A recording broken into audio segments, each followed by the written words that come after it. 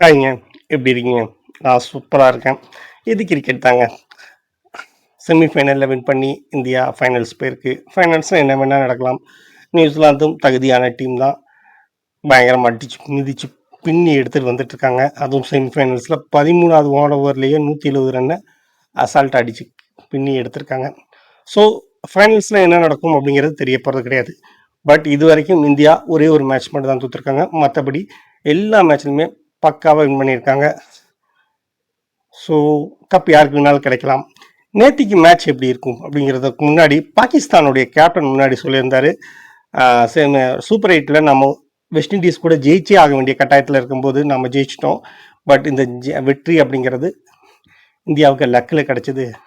Just ஒரு சுதாரிச்சிருந்தாங்கன்னா west Indies ஜெயிச்சிருப்பாங்க. Cup அடிக்கிறதுக்கு இந்த விதத்துலையுமே தகுதியே இல்லாத டீம் இந்தியா தான் அப்படிங்கிற மாதிரி சொல்லியிருந்தாரு. அவருக்கு இந்த செமிஃபைனலில் நம்ம ஆடின ஆட்டம் நிச்சயமாக பதிலாக இருக்கும். பட் செமிஃபைனலில் நாம் ஆடின ஆட்டம் 253 ரன் அப்படிங்கிறது உண்மையிலே நல்ல பெரிய ஸ்கோர் தான். பட் அந்த ஸ்கோரை டிஃபெண்ட் பண்ண முடிஞ்சுதா அப்படின்னு கேட்டால் டவுட் தாங்க. நம்ம பாகிஸ்தானுக்கு பதில் சொல்லிட்டோம், ஓகே, அதெல்லாம் ஒரு பக்கம் வச்சிடலாம்.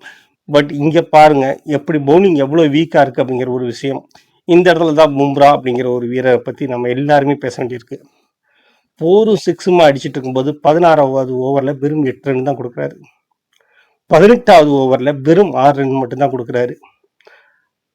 ஒரு 6 எக்ஸ்ட்ரா அடிச்சிருந்தாலோ அல்லது பும்ராவோட அந்த 2 ஓவரில் 2 ரன் எக்ஸ்ட்ரா அடிச்சிருந்தாலோ மேட்சே கையில் கிடையாது. இந்த இடத்துல தான் மற்ற பவுலர்களுக்கும் பும்ராவுக்குமான வித்தியாசம் தெரியுது. பாப் டுப்ளசி இன்னைக்கு சொல்லியிருக்காரு, அவர் இந்தியா சரியாக யூஸ் பண்ணல, இந்தியாவுக்கு பும்ராவுடைய வேல்யூவே தெரியலை அப்படிங்கிற மாதிரி பேசியிருக்காரு. அவரோட வேல்யூ எந்த ஃபார்மேட்டில் எந்த சமயத்தில் பாலை கொடுத்தாலும் ரன் ரேட்டை கண்டெயின் பண்ணுறாரு, ப்ளஸ் விக்கெட் எடுத்து கொடுக்குறாரு.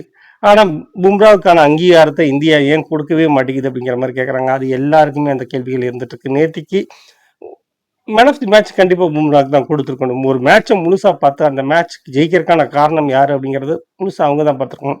தொடர்ச்சியாக சஞ்சு சாம்சன் தொடர்ந்து ஒழுங்காக விளையாடுறது, நல்லா விளையாடுறது, நல்லா ஸ்கோர் எடுக்கிறது எல்லாமே சந்தோஷமான விஷயம். பட் சஞ்சு சாம்சனே சொல்லியிருக்கக்கூடிய விஷயம் என்னன்னு கேட்டிங்கன்னா, பும்ரா இல்லைன்னா நான் இந்த இடத்துல இருந்திருக்க மாட்டேன், நியாயமாக பும்ராவுக்கு தான் வந்து இந்த மேன் ஆஃப் தி மேட்ச் கொடுத்துருக்கணும் அப்படிங்கிற அளவுக்கு சொல்கிறாங்க. பட் கிரிக்கெட்டோட ஃபார்மெட்டு என்னென்ன புரியவே இல்லைங்க. அதிக ரன் எடுத்தா, அதிக விக்கெட் எடுத்தா அப்படிங்கிறத தாண்டி யார் ஜெயிக்கிறதுக்கான காரணம் அப்படிங்கிற விஷயத்த யோசிக்கவே மாட்டேங்கிறாங்க. அதில் ஏதாவது பாலிடிக்ஸ் இருக்குன்னு நீங்கள் நினைக்கிறீங்களா? பாகிஸ்தான் வீரர்கள் இந்தியாவுக்கு லக்கில் மட்டும்தான் ஜெயிச்சுட்டு இருக்காங்க அப்படிங்கிற மாதிரியான விஷயத்தை தொடர்ந்து பேசிக்கிட்டே இருக்காங்க. அவங்க வன்மத்தை கக்கிட்டே இருக்காங்க. அவங்கள பற்றி கவலைப்பட வேண்டியதில்லை, ஏன்னா அவங்க ஜெயிக்கிறது எப்படிங்கிற விஷயத்தையே மறந்து போயிட்டாங்க.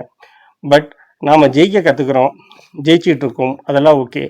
பட் ஒரு பலமான டீம் நம்மளை அடிக்கிறதுக்கு எப்போ வேணாலும் தயாராக இருக்கும். ஏன்னா நம்ம பவுலிங்கில் வீக் ஆகிட்டே வரும். பும்ராவை தவிர சொல்லிக்கிற மாதிரியான ஆட்கள் கிடையாது. வருண் சக்கரவர்த்தி எல்லாம் நேற்றுக்கு 64 ரன் அடிச்சிருக்காங்க. ஸ்பின்னருடைய பூமின்னு சொல்லக்கூடியது பண்ணலை. ஏன்னா கிரிக்கெட்டை பற்றி இவ்வளோ பேசுகிறோமே அப்படின்னு பேசணுமா அப்படின்னு கேட்டிங்கன்னா பேசலாம், தப்பில்லை. ஏன்னா கிட்டத்தட்ட நேற்றுக்கு ஜியோ ஹாஸ்டலில் மட்டும் 49 கோடி பேர் இந்த மேட்சை பார்த்துருக்காங்க. வான்கடை மைதானம் அதிர மேட்ச் பார்த்துருக்காங்க.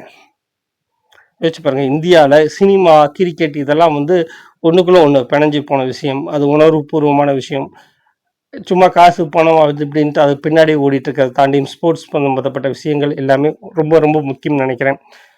பும்ராவுக்கான அங்கீகாரம் கிடைக்குது அப்படின்னு சொல்கிறீங்களா? இல்லை இந்தியன் டீமில் நான் அடிக்கடி சொல்கிற மாதிரியான விளையாட்டில் அரசியல் கலந்துருக்கு, நல்லா விளையாடுறவங்களுக்கு முக்கியத்துவம் கொடுக்கப்படுறதில்லை அப்படிங்கிறத பற்றி நீங்கள் என்ன நினைக்கிறீங்க? இன்னொரு வீடியோவில் கண்டிப்பாக சந்திப்போம். நன்றி.